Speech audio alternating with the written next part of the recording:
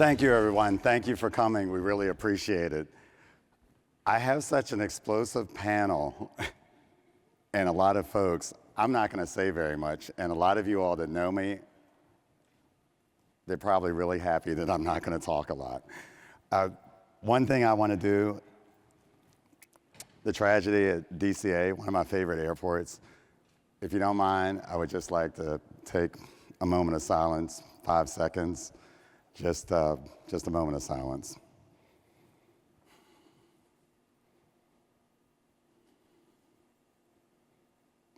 Thank you, really appreciate it.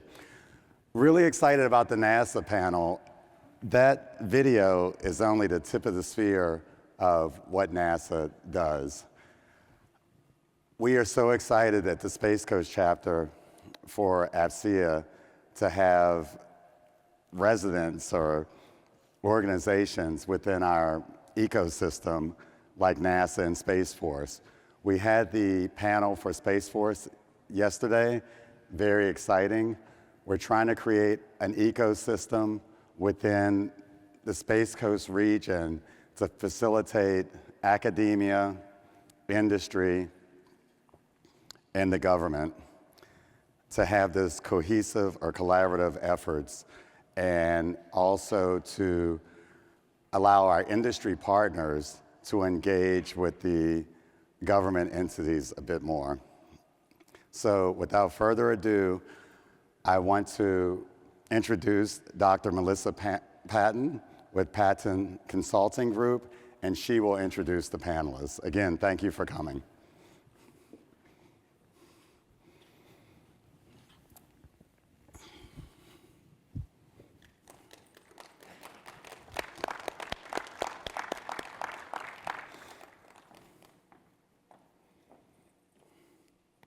Good afternoon. It's a pleasure to be here on behalf of Patton Consulting Group. I'm a fractional COO, and my firm helps CEOs scale and exit. Really excited about this amazing panel.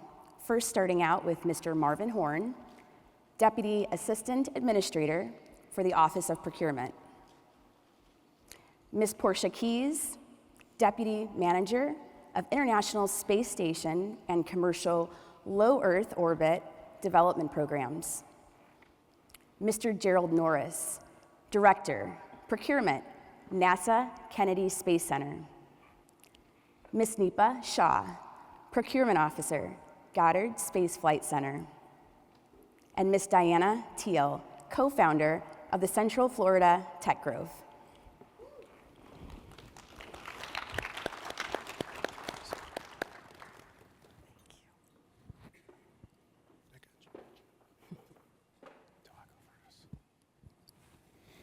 Okay, we have a pretty full panel, so we're going to get right to it, I would suggest, because you all have come very prepared. So we're just excited to get to the presentations.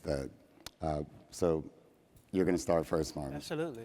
Good afternoon, everyone, and greetings. I bring greetings from NASA's Office of Procurement on behalf of Ms. Carter Smith-Jackson, our Senior Procurement Executive, who was unable to be here today. We're excited to be here.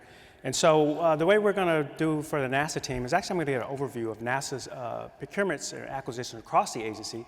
And then my team's going to come up and actually talk about their individual portfolios, which is where I will say all the real excitement happens.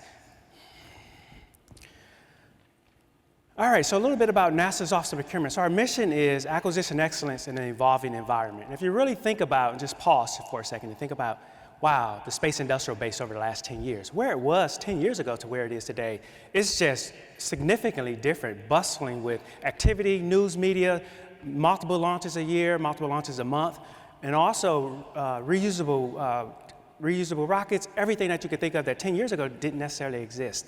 And then also, most importantly, additional funding, having funding conversations from private industry, private equity partners, just a conversation around funding that really is enabling the space industrial base. And so from a procurement perspective, wow, how do we adjust to that? How do we ensure our contracts can support that? How do we ensure the agency can adjust to that and can actually utilize and work with those partners and provide contracts that enables that space industrial base? And so we're going to talk a little bit about that today.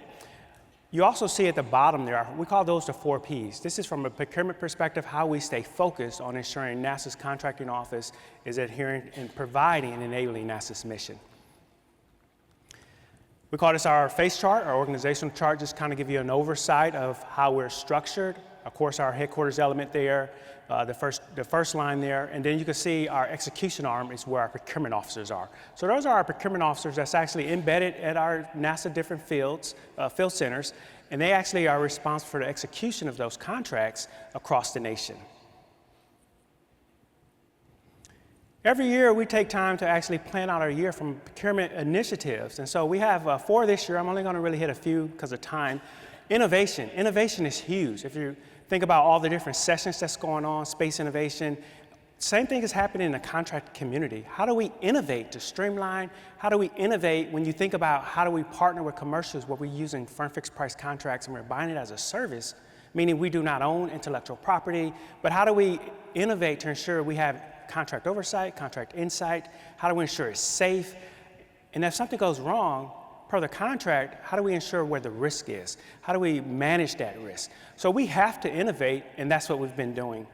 And also industry engagements, things like events such as this, and how do we engage and hear from industry? How do we share what we've learned? How do we collaborate? Because what may happen on one mission with one industry partner, we got to make sure that we're leveraging that knowledge from a safety perspective across the agency. And then I'll talk about internal agency collaboration. So this goes back to how do we get procurement involved early in the conversation with our program partners? How do we ensure we're aligned? How do we ensure we're looking at all potential procurement options? Because depending on what the agency needs is, we may want to own it, we may want to just get it as a service, or we may want to use FAR-based or non-FAR-based acquisition strategies. Just kind of show you a little bit of our numbers for the agency over the couple last years, about 20 billion average. Most people don't realize with NASA, 80% of the agency budget actually goes to procurement. We're a really heavy, strong acquisition agency. Our contracting partners enables NASA to achieve its mission. So we have to do a lot of collaboration. We have to figure out how do we ensure that the subject matter experts on the NASA side is collaborating and sharing that expertise on the contractor side and vice versa. What we buy and by locations. So from an OP enterprise perspective, of course, headquarters is oversight, policy, execution oversight. And then, of course, you can see our NASA Office of JPL Management and Oversight. That's our federal funded research and development center. We do have contracting officers there that provides the contract management and oversight at that location. And then, of course, our research centers. This enables us to actually achieve all the research that we're doing. Everyone's familiar with the X-59, where we're looking to quiet the supersonic boom, and also the research we're doing that's enabling our space exploration. From a Space Flight Center perspective, we have Goddard that's focused on science missions. We have Marshall that's focused on our space launch system. That's where that program is housed. And we also have our space centers, where our Kennedy Space Center, where our Launch Control Center is here in Florida, and Gerald will actually talk about that later. So we talk about innovation from a procurement perspective. So NASA's procurement's been innovating for years. And so I don't want people to think innovation is just new for us. If you think about the Commercial Crew Program, that's a program that really started, most people don't know, early 2000s, where we're really looking at different instruments and partnering with commercial partners on using non-FAR-based acquisitions, risk mitigation strategies on smaller contract types and prove out technologies and things of that nature. And then eventually we get to the commercial crew contract that everyone's familiar with today. So we've been innovating. And so for us though, we still have to prove and have to improve how we innovate. So we've established our NASA Acquisition Innovation Launchpad. So it's really a model that allows us to create a staff around innovation that's focused, a small staff that's focused on innovation, and also some governance on it. Because what we've learned is, even though we've been innovating here at Kennedy with the Commercial Crew Program that's been in works for a decade, now as we bring on the human landing systems where we're leveraging firm fixed price contracts, is we have to make sure that the contracting officers and the program that's at Marshall Space Flight Center and Johnson Space Flight Center has learned from the challenges that the Kennedy team has overcome over the last decade. Not just on the program and technical side, but also on the contracting side. What was the insight there? A lot of times people are really focused on the hardware, really focused on the rocket, But us as the contracting professionals, we're focused on ensuring that the instruments that's allowing that relationship between the government and the contractor is beneficial, and it enables us to get the service that we're trying to achieve. And so this nail allows us to collaborate across the centers on the procurement side, and we're also sharing that knowledge on the technical side. But we're also, what I would say is unique about our nail is we actually have a medium to where industry can share ideas to us, and we can test those out through pilot programs and continue to find ways to streamline. So what is Artemis? So Artemis is a program of many programs. There's over 20 separate procurement instruments that make up Artemis. Most people are familiar with the Space Launch System. And so on the Space Launch System, we utilize multiple traditional R&D contracts. So a lot of those are cost reimbursement, where the government owns. Some of those are also firm fixed price, where the technology has matured enough to where we can actually firm fixed price that product. However, because velocity of change is high right now, parallel development, we still have some hybrid contracts where portions are firm fixed price and also engineering sustainment and things of that nature are in the cost reimbursement environment.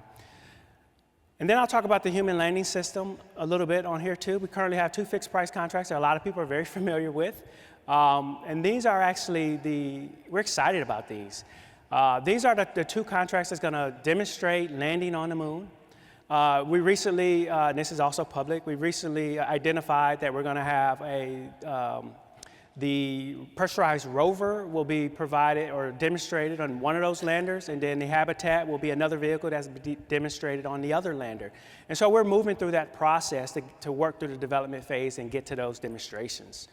And then, of course, you can see the spacesuits in the gateway. So this just kind of shows a little bit of what the Artemis program is. So when you hear this multiple programs, and then Gerald, when he talks about Kennedy, will probably expound a little more on the exploration ground systems here. And so also, too, new future elements. So as not only do we collaborate with industry, we're collaborating across the world. And so this chart is really just to show all of the different, I would say, some of the partners that the agency collaborates through international agreements that enables us to achieve and discover the unknown. I just talked a little bit about the pressurized rover. You can see a picture there. That's through the JAXA, Japanese Aerospace Exploration Agency. You can see the lunar terrain vehicle, which was procured out of our Johnson Space Flight Center, and another firm fixed price contract that we're receiving as a service. And so innovation is just at the forefront of all of the things that we're doing at the moment to leverage this moment in time regarding the space industrial base. All right, so with that, I'm going to turn it over to Ms. Portia Keys, who will talk about Johnson Space Center overview. Right. Thank you so much, Marvin. Thank you. All right, thank you so much, Marvin. Hello, everyone. My name is Portia Keys. I am a department manager at Johnson Space Center, in particular for our International Space Station and Commercial Low Earth Orbit. And I'm here to give you an overview about Johnson Space Center. So here you have some of our work that we're doing. Across the top, you'll find the work in our BR procurement office. That's our mission support, mission operations support. This is really the plan, train, fly work that you might be familiar that the astronauts do. We also manage a lot of the large facilities here. So as you see, the Mission Control Center, the Elliting Airport Field, and then the Space Vehicle Mock-up Facility. Going down to your bottom left, you also see our Neutral Buoyancy Lab, where we do a lot of our microgravity testing. Right in the middle, our BC office, we call it a lot of our roads and commodes contracts. They do our separate center operations, as well as our policy work. And then right there at the middle, you'll see our food laboratory and our White Sands test facility out at Las Cruces, Mexico. This is housed out of our BH office. They do a lot of our engineering and science and technology work. If you were to look at our org chart, this is really our mission enabling work that we do here. Just other couple of facts and figures you'll see in the middle just about Johnson Space Center and their employees. So just a general overview about Johnson Space Center Office of Procurement. We're comprised of approximately 150 people across 6 divisions. In fiscal year 24, we had a really healthy year, about a $4.4 billion spend across about 2,300 transactions. But that really is just a drop in the bucket of the overall portfolio that we manage out at Johnson Space Center, which does equate to approximately $150 billion of current work. Here we have a couple of our large contractors. You might see some of them in the audience or around the conference floor here today. We have Lockheed Martin doing Orion work, in particular with our multi-purpose crew vehicle contract, as well as our Orion production and operations contracts. We have KBR supporting our human health and performance work, as well as our flight operations directorate, really that plan, train, fly type of work. We have Northrop Grumman supporting our International Space Station cargo resupply services mission, as well as Gateway, particularly the HALO module, that is your habitation and logistic outpost work. That's one of the first modules that'll go up for Gateway, along with the propulsion element. Then we have Boeing doing the ISS vehicle sustaining engineering, and Jacobs working on the JSC engineering, technology, and science contracts. So among these large contractors, but also many other large contractors at the center, we've been able to award or commit about $728 million to small businesses. So we set lofty small business goals, but they certainly think they're achievable. We work with our business partners in the Office of Small Business Programs to establish these goals and stimulate this market. So here we have an org chart of our Johnson Space Center. At the top, we are led by our director, Mr. Bradley Neese, with direct support from Eric Schell and Ms. Kelly Craig. We have on loan from the Marshall Space Flight Procurement Office. At the bottom, you'll see the 6 divisions I previously mentioned. At the far left, you'll see the offices supporting our programs. And on the right-hand side, the right 3 will be our mission-enabling programs. So in the opening slide there, the work I spoke of is really to that right-hand side. If you have any questions about some of the topics you see here, feel free to catch me after this panel discussion, and I could provide more information about the work that goes on in each of these offices. Now, similar to what I just said here, there's a lot of amazing work going on here. I won't be able to speak to all the contracts, but if you have interests about anything in particular, we can definitely discuss this afterwards. So just working our way left to right, starting with the BG, our International Space Station, approximately the size of the football field, orbits there for every 90 minutes or so at 17,500 miles per hour. In the BG contracting office, we do everything from maintaining the vehicle to launching, cargo resupply, as well as international transportation on our Soyuz pod, as well as some of the international agreements. Then moving over, we're working on commercial low Earth orbit through the development program, CLDP. There was a 2-phased approach to this. The first phase has been closed off. We were doing concept and strategy development through funded Space Act agreements. And now we're going to get ready to start with the phase 2, which is going to be to award a large CLDC contract. Now, the program manager for CLDP, Angela Hart, she had an industry update back in December of 2024. In that industry update, she did release a notional schedule, essentially anticipating a summer 2025 drop of a draft RFP, about fall 2025 for the final RFP, and then hopefully a contract award by summer of 2026. Excuse me. Moving over, we have BT, which is our Exploration Systems Procurement Office, mostly working on Orion, which is supposed to take our astronauts further than they've ever been, so to Moon, Mars, and beyond. Marvin gave a great overview of the Artemis Program. Moving downwards, we have our BL office, which is our Lunar and Planetary Exploration Office that really supports the work that Artemis is doing. Starting with Commercial Lunar Payload Services, also known as CLPS, they're currently working to launch missions to the moon, but it's really the full scope of payload work, so that's integration and operations, all the way of launching technology capabilities to that south pole of the moon. Moving over, we have our Extravehicular Activity and Human Surface Mobility Program, EHP, and this is really what you can think in terms of spacewalks and also technology on the surface of the moon. So something you might have heard of is Lunar Terrain Vehicle, LTV. They're currently going through tech demonstrations. It's really cool. They actually came to the Houston Car Show to demo some of their terrain vehicle, so that's what's awesome. And then lastly, we have the Gateway program, as I previously mentioned, working that HALO module to send that up to deep space first. Now moving down, we have our BH, so we already mentioned some of the engineering that they do, but in addition to that, they also do a lot of our HHPC, which is our human health and performance type work. This is really ensuring the safety and the health of our astronauts, both on Earth and in space, really understanding the impact of long-term space flight and the impact to our NASA employees.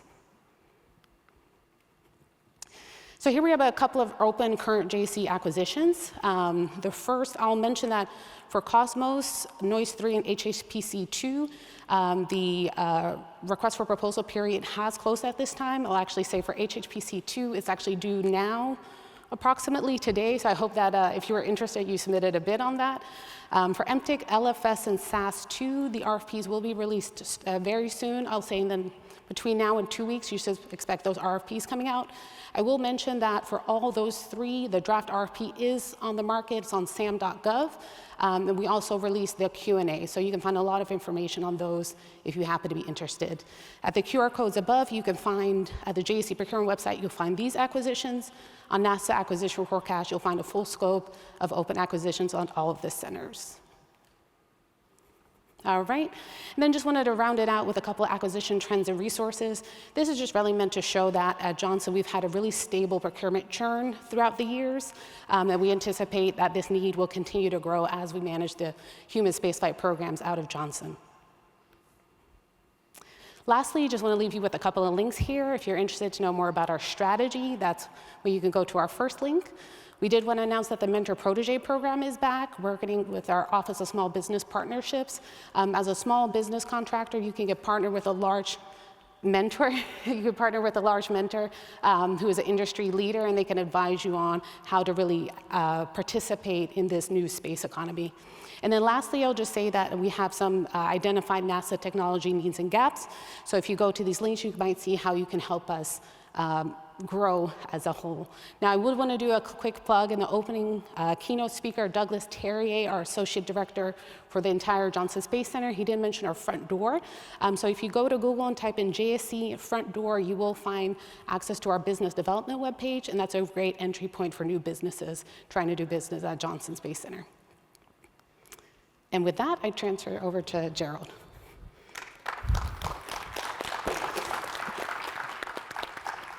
Thank you, Portia. Hopefully I didn't break the mic.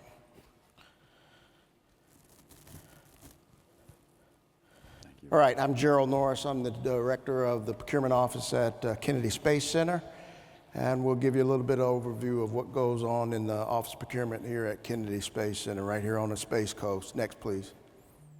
Oh, I'm supposed to control the next. All right, here's my office. Why am I showing you pictures of all these people? Because they're doing all the hard work.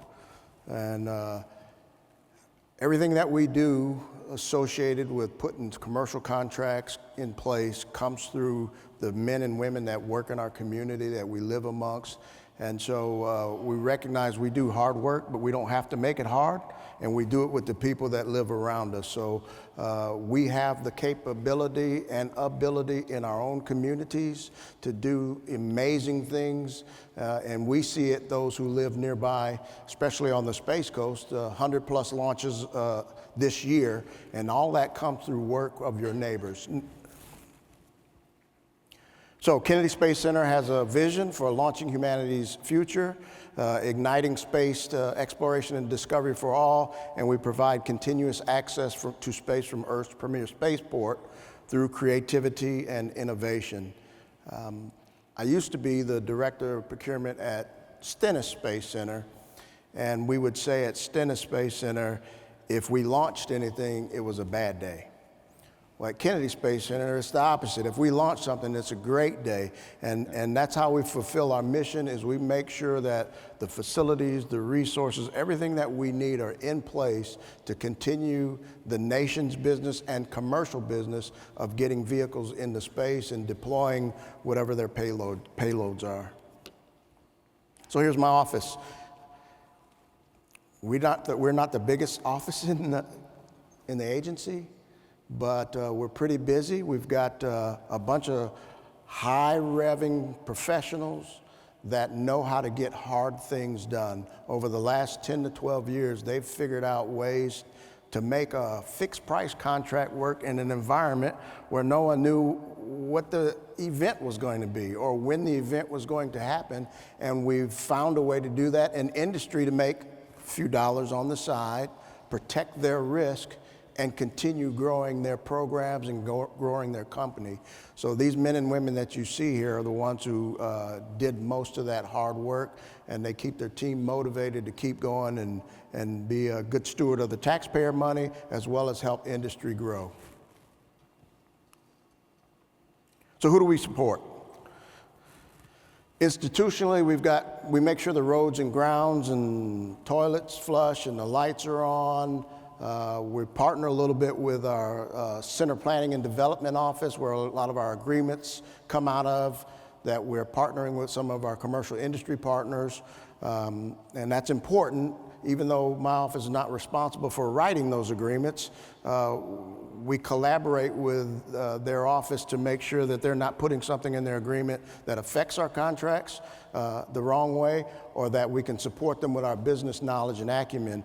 Most of the things that we put in our commercial partnership agreements get executed through a contract that we write. And so it's very, we have to be careful that we're not overtaxing the system, but that our contracts support industry and the agreements that they make with the federal government.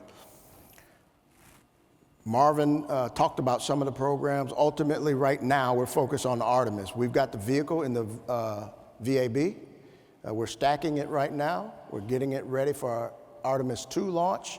And EGS in particular is the program, Exploration Ground Systems, that's responsible for making sure that Kennedy Space Center is ready to launch on time and on schedule. And so we've got contracts that support that. We've got a contract that makes sure that we've got the engineering resources, that we've got all the key elements in place to ensure that the vehicle stands up when it needs to stand up. We move it out to the launch site, and we get it ready to launch. Not shown here is a contract for a big launcher, a mobile launcher that we had to build to move the vehicle. So we figured out a way to do that in an environment that is not overtaxing the government, spending too much tax dollars, and motivating the contractor. Launch Services Program is our program to launch commercial vehicles. That's how we take sophisticated rockets. We've got two elements. We've got a NASA Launch Services piece, and we've got a Vader piece. And so we found a way in a fixed price contract to develop vehicles, launch them, take cargo, take science missions, and do that in an environment where the bidders didn't know what they were bidding on and when they were going to get paid 5 and 10 years down the road. These have been awesome contracts for the company and for the commercial partners. We've got a list of smalls that are in our Vader contract that they're doing all of their development there. That's where they're figuring out what they want to be in 10 or 15 years, and we've lowered their risk posture and found a way to allow them to do some of that development in partnership with us, share information with us, we share information with them, and so the space industry is growing as a result of those contracts, and then our more complicated missions and the ones we can't have risk tied to go through our NLS program for our launch services. And we've also got our deep space logistics project that's going on.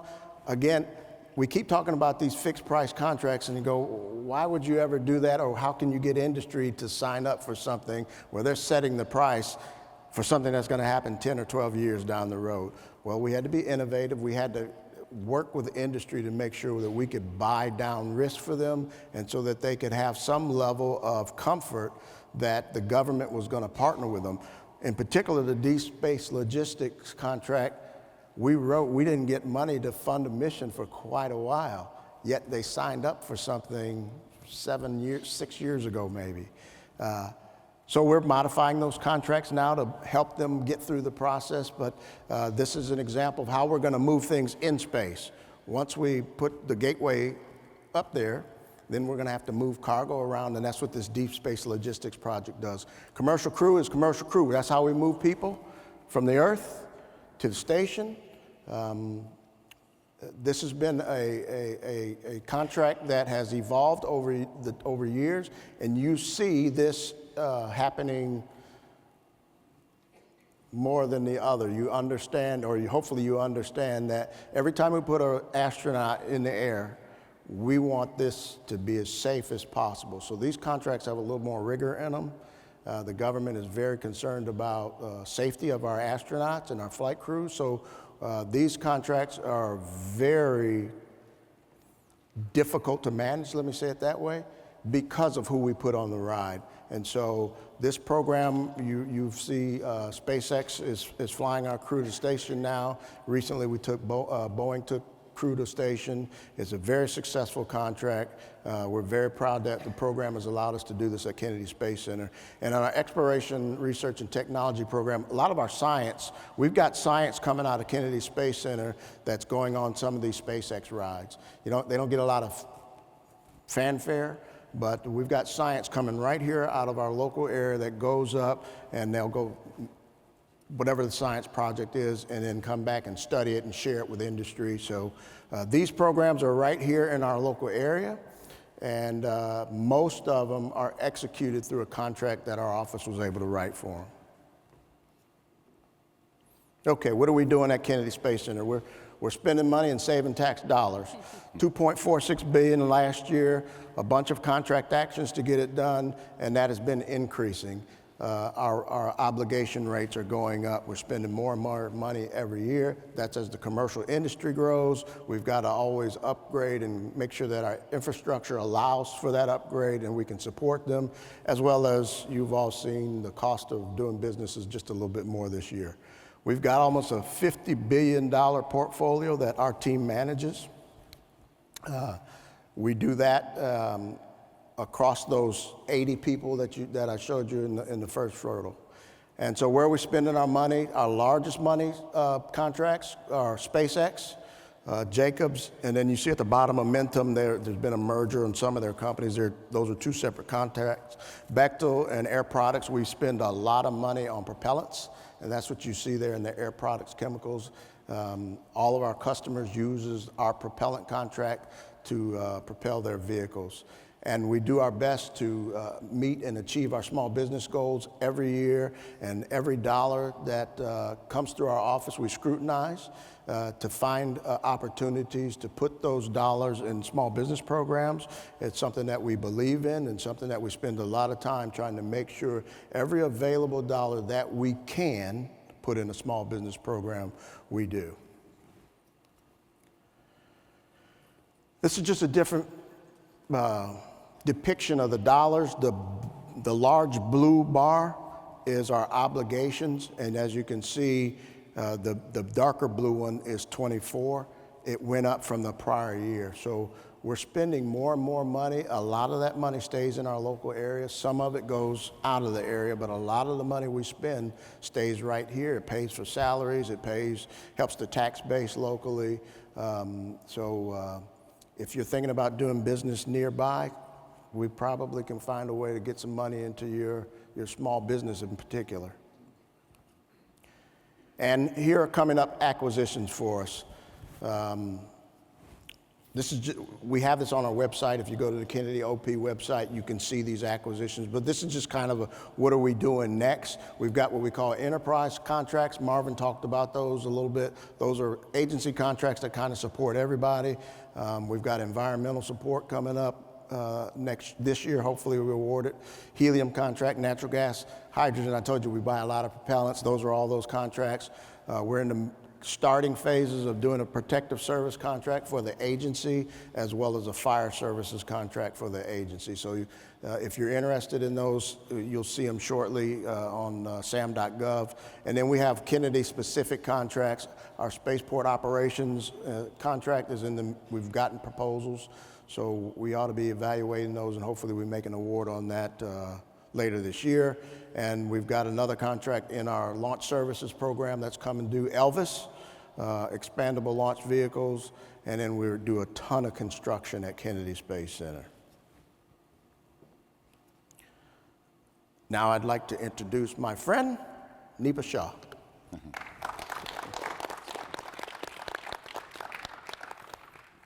Hi, I'm Nepa Shaw. I'm super happy to be here, and thank you for inviting me to share with you all a little bit about Goddard Space Flight Center and our acquisition portfolio.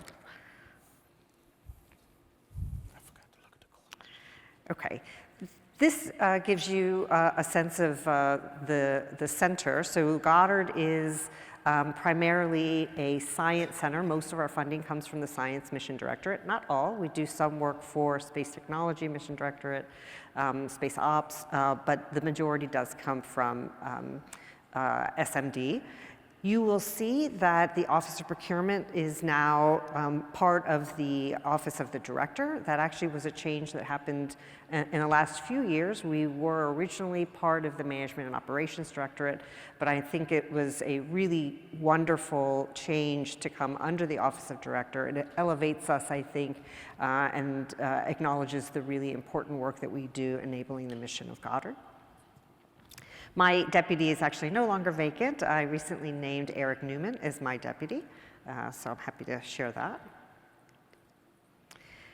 Okay, this one is a really important slide for Goddard. So at Goddard, we love to talk about how we start with science and end with science. Concept, design, going around this circle, you'll see that engineering enables our mission, right? So design, build, integration, test, all of that enabled by engineering, and then it comes back to science, analyzing data, sharing data, producing many peer-reviewed scientific articles. This is the heart of Goddard. We do what we like to call science systems engineering. Of course, we think that we are a premier organization doing that work. Here are our top contractors at Goddard. Peraton has both our large space communication and navigation contract as well as a contract at the Wallops Flight Facility for range services. Lockheed Martin is a big partner for us with the Hubble Space Telescope, with our GOES contracts, which are some of the work that we support National Oceanic and Atmospheric Administration. So we put together, we're the sort of acquisition implementing arm for NOAA, and then they manage our program. So Lockheed Martin is a part of our GOES program. SSAI is a small business. They have a big footprint in the Science and Exploration Directorate, as well as in engineering systems, electrical engineering systems contracts. So here you can see the diversity of Goddard. Goddard has an immense portfolio.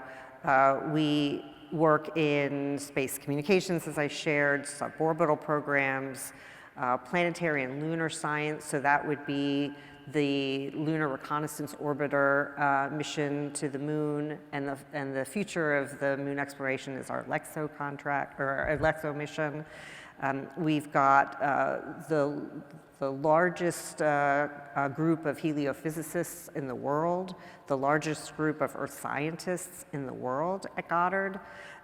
So you can see the Earth Science division under the Science and Exploration Directorate is quite large. Then astrophysics. Of course, everyone knows about our astrophysics portfolio, which is, of course, James Webb Space Telescope and the wonderful science that's coming out of James Webb. In fact, I actually learned recently that there are papers that are being published that are taking data from Webb, data from Hubble, putting them together and we're getting new information, new insights coming out of that world, which I think is really neato.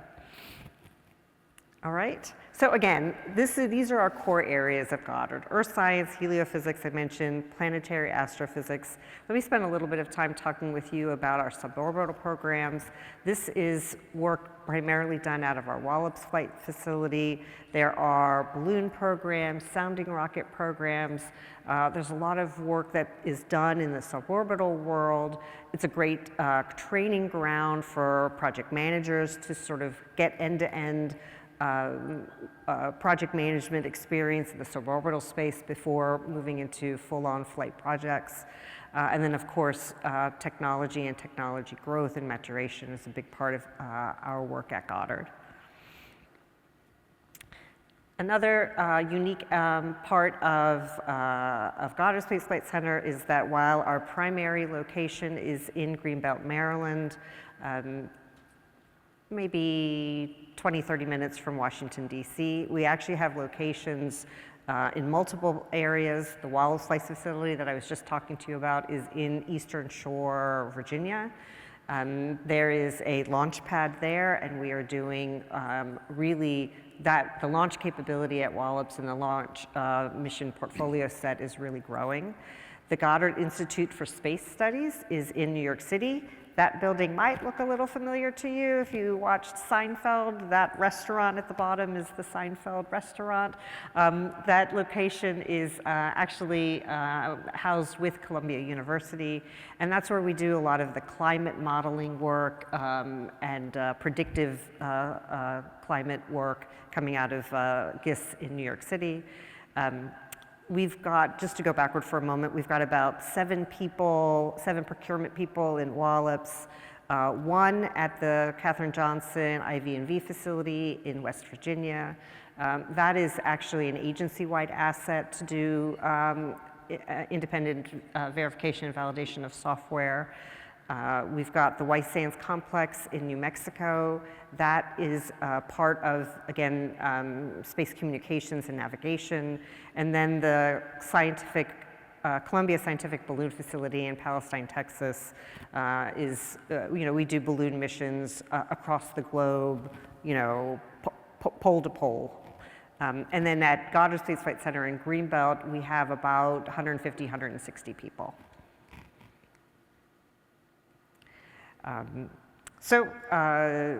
This, I think, is the, let me just make sure. I think this is the end of our set of procurements or acquisition slides for us. Our main location is there in Washington, D.C. on Hidden Figures Way. Please, use that QR code. You can get to insights for both for us as an enterprise, as well as for each center doing the host of important work that we do enabling the mission of NASA.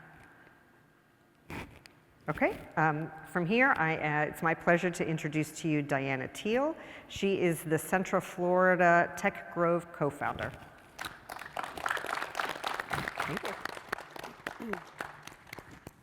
Hi, good afternoon, everybody. Tony, thank you for inviting me to be a part of this panel, and I am honored to be sharing the stage with incredible panelists, acquisition professionals from NASA. So first, I don't have any slides, and I have no acquisition opportunities. I just have some observations and some ideas I want to share with y'all and see what we can do with that. So I am the co-founder of the Central Florida Tech Grove. I worked for the Department of Navy for over 30 years in acquisition and sustainment and procurement. And I was given the opportunity to do some really innovative and unique things. And one of them was to co-found the Tech Grove. So what that has to do with what we're talking about. In Orlando, it's modeling, simulation, training, human performance. It's kind of the hub for that throughout the nation. And we have all 5 services co-located all in this realm. So what we figured out to do, we have this community, just like NASA has an incredible community. And we get together on a continual basis throughout the year to talk to industry about upcoming opportunities. So it's not one time, it's not every other time, it's every month throughout the year. There's a touch point with industry to talk about what that looks like, and it's done collaboratively. So industry comes to one event and they get all of the DoD there within the modeling, simulation, training, human performance business space. Then the other thing, building off of that, so we have, like I said, the different events throughout the year, some of them large, some of them small, but program managers and contracting officers are always there. Then we built this thing called the Tech Grove. And the Tech Grove is this innovation hub. And I've heard innovation and acquisition throughout the panelists talking about that. And we're all about innovation, and we're all about going fast. And industry is DoD's partner in developing, with procurement. So with this innovation hub that we built, it allowed the opportunity for industry, and I say industry being large business, small business, and innovators. So those college students, those retired government employees that have great ideas, but they want to get it in front of the government and to solve problems. And it's all about solving problems, not solving requirements, not proposing against a requirement, but looking at how we solve problems.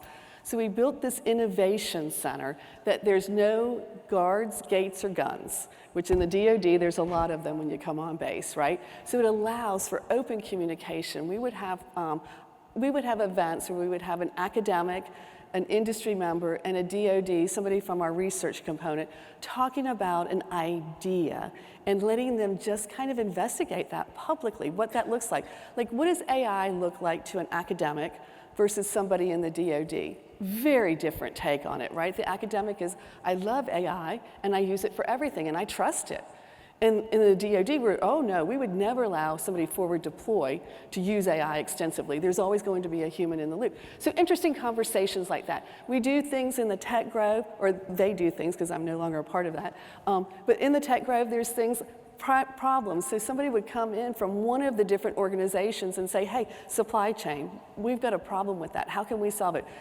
The Tech Grove then would do a tech scan, and they would look out there for innovators. Maybe an academia institution that could solve that, maybe a little startup. So just different ideas to be able to solve those problems, and going non-FAR based, right? To help come up with a problem solver, then provide an OT award, other transaction award, so that they would get some money, and then with the opportunity for it to become into a contract, a program of record. So once again, I have no opportunities, just lots of thoughts and ideas and observations, and just wanted to share them with y'all to see if that's something that maybe other people are interested in exploring and how we can help. Tony, is that good? That is great. Okay. Thank you.